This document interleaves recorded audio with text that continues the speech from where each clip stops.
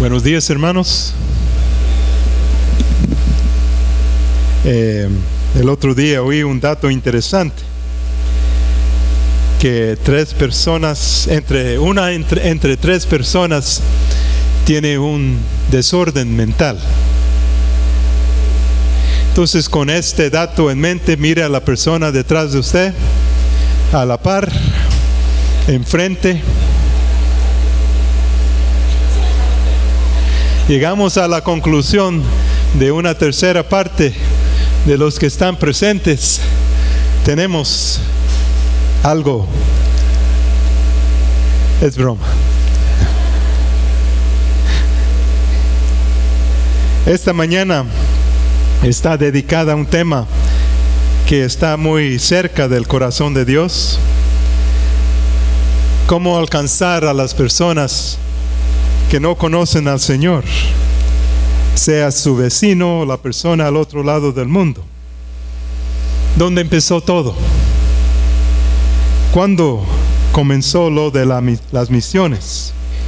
Y es una pregunta clave, ya que tiene que ver con las raíces bíblicas y nuestra responsabilidad de las misiones en la actualidad. Uno de los principios básicos en el estudio de la Biblia es estudiar dónde una verdad o enseñanza se menciona por primera vez en la Biblia. Y para ello tenemos que ir al libro de los comienzos, de los principios, Génesis.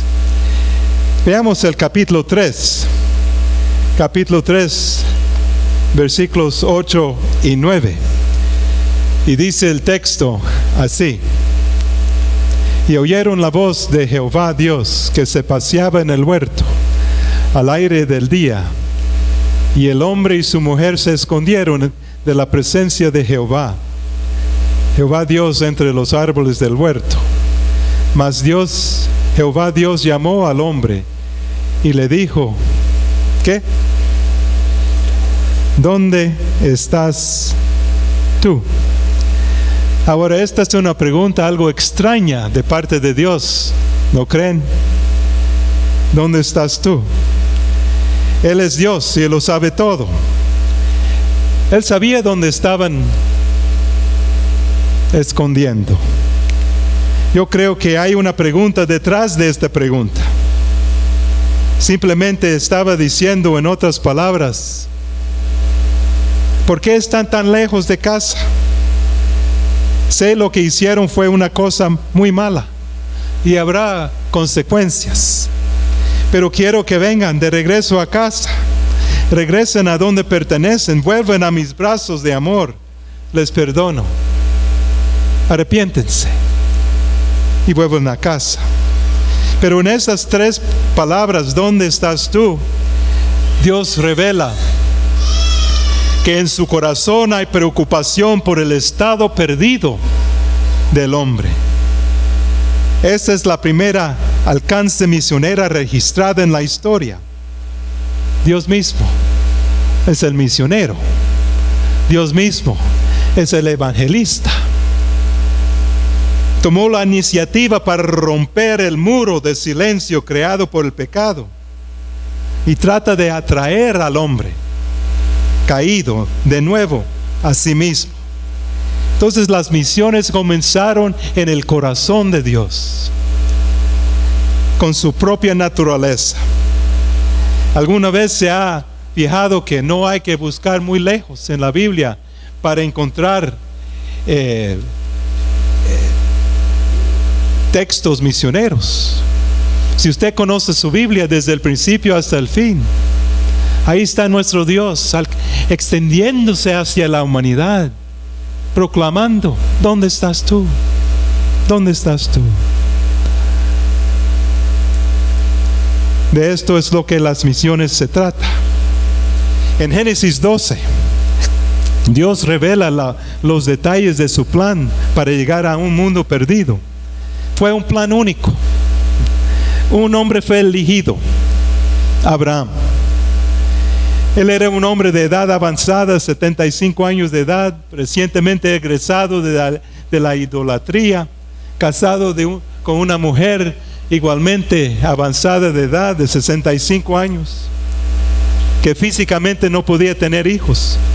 Pero a esta pareja Dios le dice en Génesis 12: yo te haré una nación grande, te bendeciré, engrandeceré tu nombre y en ti serán benditas todas las familias de la tierra.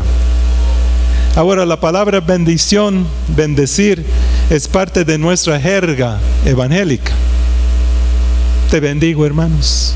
O termina la carta diciendo bendiciones. Hubo buena cosecha este mes. Hubo bendición de Dios.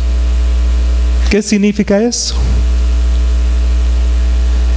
Es interesante que la palabra bendición significa impartir provecho espiritual.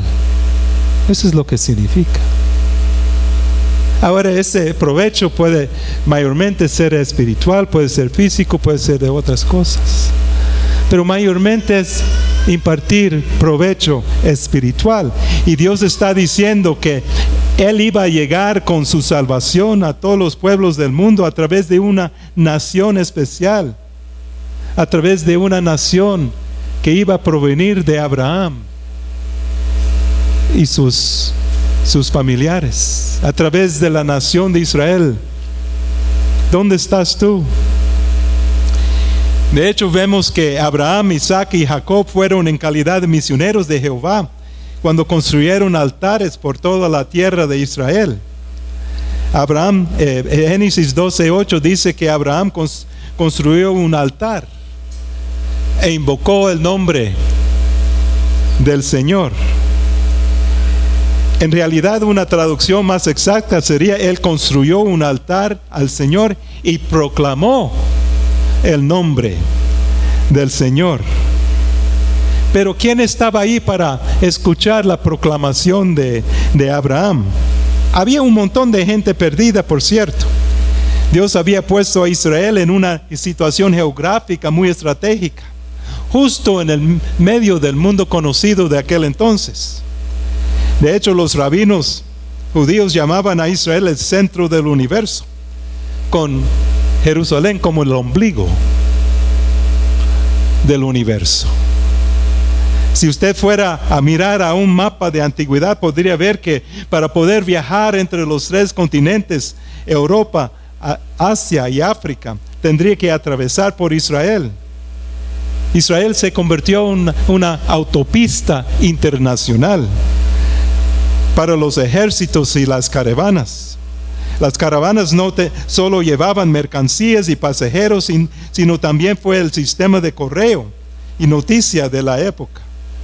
Y a medida que esta gente pasaba por Israel, escuchaban del único Dios Jehová, y al tener fe en Él, uno podría llegar a la salvación. Y esa salvación viene a través del derramamiento de sangre inocente, porque constantemente estaban ofreciendo sacrificios, y la gente se identificaba a ese sacrificio. Ahí debería estar yo, pero no, ese animal murió en vez de mi persona. Entonces vemos que Israel sirvió como canal de esa bendición de Dios para alcanzar a un mundo perdido. ¿Dónde estás tú? Pero alrededor del año 950, las cosas comenzaron a desmoronarse. Israel quería ser como las naciones paganas a su alrededor, y en el proceso puso en peligro su posición de Dios y ante el mundo. Israel se dividió en dos naciones, y la guerra civil causó que hermano matara al hermano, y esa espiral hacia abajo agarró velocidad, y la situación se puso tan mal que Dios utilizó dos naciones para castigar a su pueblo: Asiria y Babilonia. El farol de Dios se apagó, casi.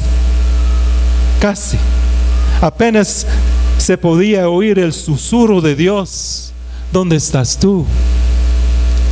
Entonces Dios se acordó de su promesa con Abraham para evangelizar al mundo a través de la nación. Incluso mientras que Israel estaba en el cautiverio lejos de casa, en Babilonia, un remanente, un grupo de judíos habló de Dios y de su ley. Y a través de la presencia del monoteísmo, hizo un impacto en Babilonia, que fue el país más importante de aquel entonces. El sistema de la sinagoga fue creada para proporcionar cohesión a los judíos dispersos. Y a través del rey persa Ciro, algunos de los judíos regresaron a la tierra prometida para reconstruir el farol de Dios, para reconstruir Jerusalén.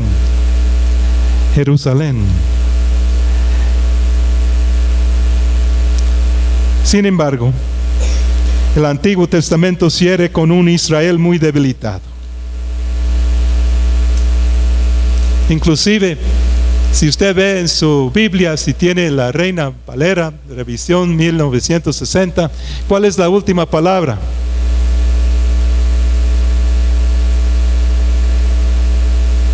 ¿Alguien sabe? Empieza con una M. Maldición. Así, por lo menos en mi Biblia, está la palabra maldición.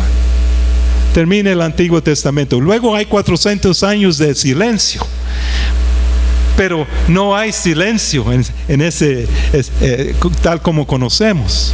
Silencio porque no hubo profeta proclamando ¿dónde estás tú? Pero había mucha actividad. Dios estaba preparando el mundo para el gran evento. ¿Cuál fue ese evento? Nacimiento del misionero de los misioneros, Rey de Reyes, el Hijo de Dios, el Hijo de Dios.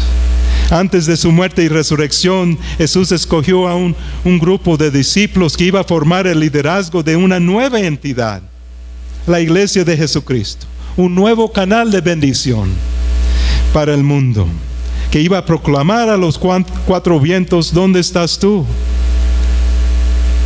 La iglesia recibió su comisión en Mateo 28:20. Toda potestad me es dada en el cielo y en la tierra, y por todo el mundo y hacer discípulos de todas las naciones, de todos los grupos étnicos. Y luego Hechos capítulo 1. Después de recibir el Espíritu Santo, los cristianos deberían ser testigos de Jesús más allá de la frontera de sus naciones. Somos embajadores a la humanidad, que se reconcilien con Dios por medio de Cristo, gritando ¿dónde estás tú? El Nuevo Testamento termina con el apóstol Pablo y otros asentando las bases de esta iglesia en medio del Imperio Romano. Y dentro de los primeros 5 siglos el cristianismo ganó la lealtad profesada por la mayoría de la población del Imperio Romano y se extendió más allá de ello. Luego hubo un periodo de declive en el cristianismo. No sé si conoce su historia, la historia de la iglesia. Deberían. Durante este tiempo el Imperio Romano fue aplastado por las invasiones de los ejércitos bárbaros y paganos. Esto se llama la Edad Media. La civilización greco-romana decayó y dejó en la ruina. Y entre 1350 y 1500, durante esos terribles años oscuros de la Edad Media, la chispa del cristianismo parece haberse muerto por completo. Pero gracias a Dios por el resurgimiento de la vida durante los años de la Reforma. Por eso nos llamamos los protestantes. Protestamos contra lo que estaba sucediendo en Roma. Y hubo chispa, nueva vida. Y fue hasta en 1792 cuando la primera era de las misiones modernas realmente se despegó. Dios movió en el corazón de hombres y mujeres claves. Apareció en la escena mundial un joven de 30 años de edad llamado William Carey. ¿Han oído de él? Famoso, gran misionero. En una ocasión, Carey desafió a un grupo de ministros allá en Londres para tomar la gran comisión en serio, y le reprendieron a él diciendo: mire, cuando Dios decide ganar a los paganos, lo hará sin tu ayuda y sin la nuestra. ¿Qué tal esa palabra de ánimo? Quédate en casa. Por último, un pequeño grupo de amigos creó una agencia misionera pequeña que envió a William Carey a la India. La visión de Carey para alcanzar a los perdidos y su total dependencia de Dios para suplir sus necesidades como misionero impactó a ambos lados del Atlántico. Y Carey escribió un libro que sirvió como la carta magna del movimiento misionero protestante. En 1806, 5 estudiantes universitarios fueron despertados por el libro de Carey. Se reunieron para orar por la dirección de Dios en sus vidas. Y cuando estos estudiantes se pusieron en serio en cuanto a la gran comisión, se creó la primera sociedad misionera estadounidense. Y luego en 1865, la gran época de las misiones modernas siguió avanzando a través de otro joven de 30 años de edad. Los llamo jóvenes para sentirme bien. Hudson Taylor se llama este joven.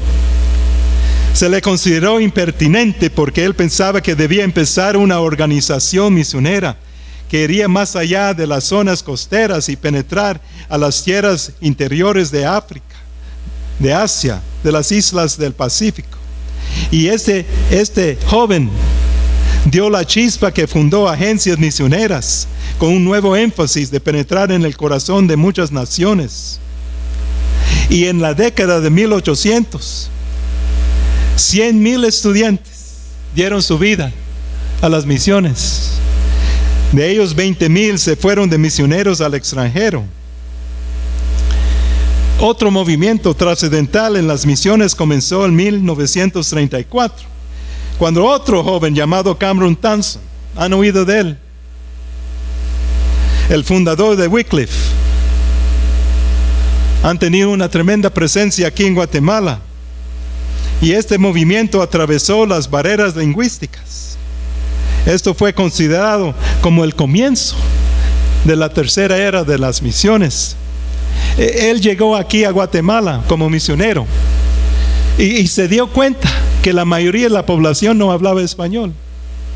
De hecho, un punto de mucha reflexión en su vida se produjo cuando un indígena guatemalteco le preguntó: si tu Dios es tan inteligente, ¿por qué no habla en mi idioma? Buena pregunta. ¿Por qué no habla mi idioma?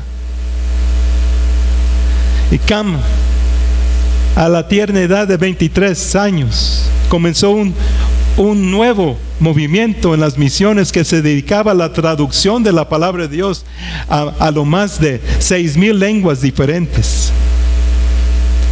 Y ahora, ¿dónde estamos hoy en términos de misiones en los comienzos de este nuevo milenio? Hay buenas noticias y hay malas noticias. La buena noticia es muy, muy buena, y la mala noticia es muy, muy triste. Primero, las buenas. El porcentaje de la población mundial que pretende ser seguidores personal de Jesucristo ha pasado de un 3% a más de 12% durante la corta vida de este servidor. Es una noticia fenomenal. Cuando yo nací en 1900 y pico, no les voy a decir cuándo, había 80 millones de personas en todo el mundo que afirmaban ser seguidores personales de Jesús. Hoy en día hay 700 millones, imagínense, de seguidores de Cristo. Y este número de verdaderos creyentes van creciendo más y más. Pero las malas noticias son muy malas. En un mundo de más de 6,000 millones de habitantes, 9 de cada 10 personas están perdidas. No tienen una fe personal con el Señor.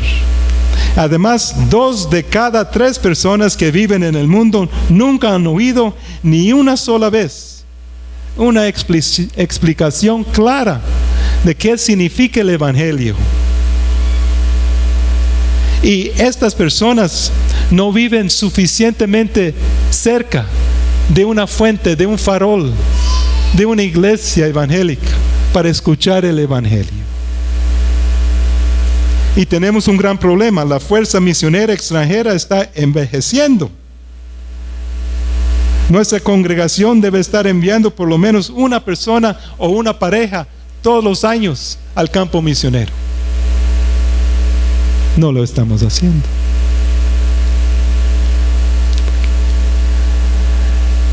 El Nuevo Testamento comienza con la presentación al mundo del modelo misionero de Dios Jesucristo. La gloria de Dios en Belén volvió en forma del bebé Mesías. Su propósito al venir fue a buscar y salvar a los que estaban perdidos. Proclamar a la humanidad perdida: ¿dónde estás tú?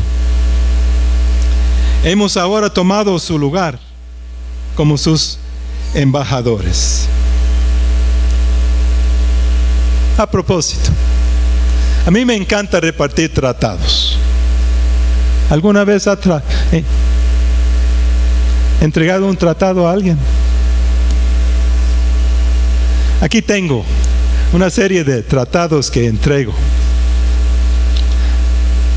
¿Qué es necesario para ir al cielo? Poder lo tienes tú. Excelente para los deportistas. ¿Dónde pasarás la eternidad? El secreto del éxito.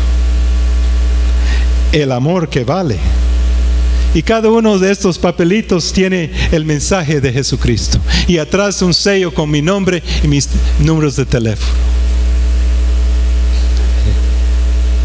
Allá en el Banco Reformador de los Manantiales, me conocen como el pastor loco, que siempre estoy dándoles tratados. Me imagino que tienen varias docenas ya en su gaveta ahí. Y oro por cada uno de mis amigos allá en el banco. Está Chus, el policía. Gabriela, la jefa de la agencia. Wesley, Franklin, Yvonne, Anaí, Sandy, los cajeros. Y Rosy, la señora que se encarga en la limpieza. ¿Dónde estás tú? ¿Ha entregado un tratado? Veo en el comercial que los demás comercios aprovechan. Ahí veo ahí pegado a los vehículos volantes de pollo campero, de no sé qué, no sé cómo. Y ahí voy yo y los quito y pongo mi tratado. ¿Dónde estás tú? ¿Dónde estás tú?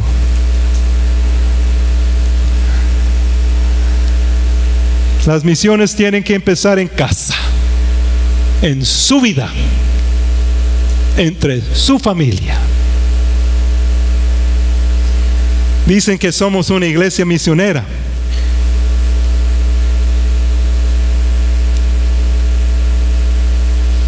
Pero también dicen que somos una iglesia de gente adinerada. Mire los vehículos que traen, bien entacuchados y no sé qué, no sé cómo. Y hablo con la autoridad de 25 años, 26 años de estar aquí. Unos ancianos fundadores. Y lo he visto a lo largo de los años, este mismo fenómeno. Que la gente de menos recursos económicos se sienten incómodos aquí. Eso no debe ser. Mi Biblia dice: no hacer esa acepción de personas. Oí el comentario de un joven que quiso ingresar al grupo de jóvenes. Y él dijo, mire, entré, pero solo uno de ellos me saludó. No me siento cómodo. No quiero volver a asistir. Estamos fallando por nuestras actitudes y nuestra forma de ser. No podemos decir con toda integridad, ¿dónde estás tú?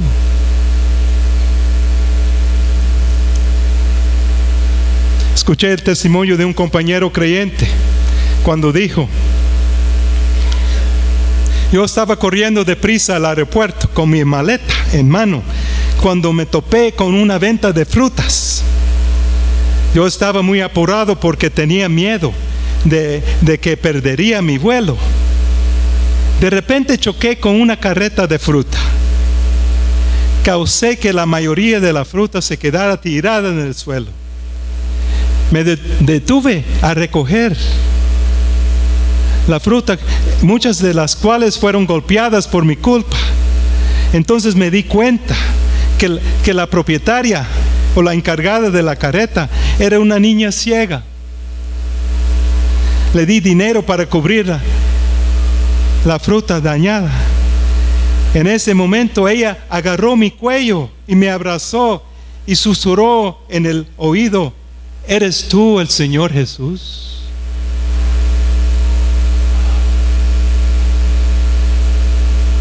En ese momento me di cuenta que yo en un tiempo de mi vida era como esa fruta magullada, inservible para nadie a causa de mi pecado.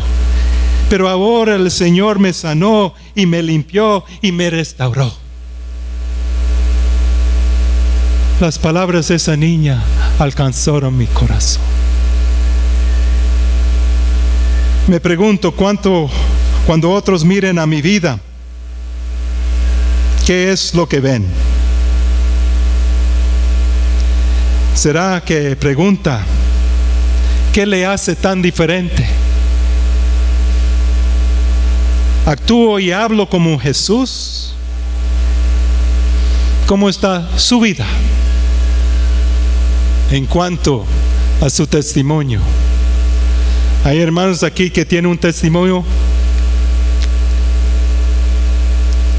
de oro y tienen esa integridad personal en su propia vida que pueden decir a otro, ¿dónde estás tú? Pero hay otros donde hay fornicación, donde hay adulterio, donde detrás de puertas cerradas, donde no podemos ver, cosas feas están sucediendo. ¿Dónde estás tú? ¿Dónde estás tú? Si desea consejería después de nuestra actividad esta mañana, favor de pasar adelante. Aquí estaremos esperándoles. Y sin duda otros líderes de la iglesia me van a acompañar. Y el grupo de alabanza van a cantar en voz suave para poder comunicarnos. Vamos a orar, pero antes quiero que hagan algo muy especial. Tomen el dedo y lo pongan aquí, a ver si hay pulso.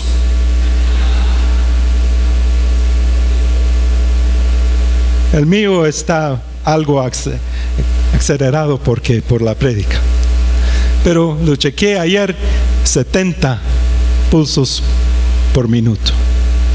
Es corazón de atleta.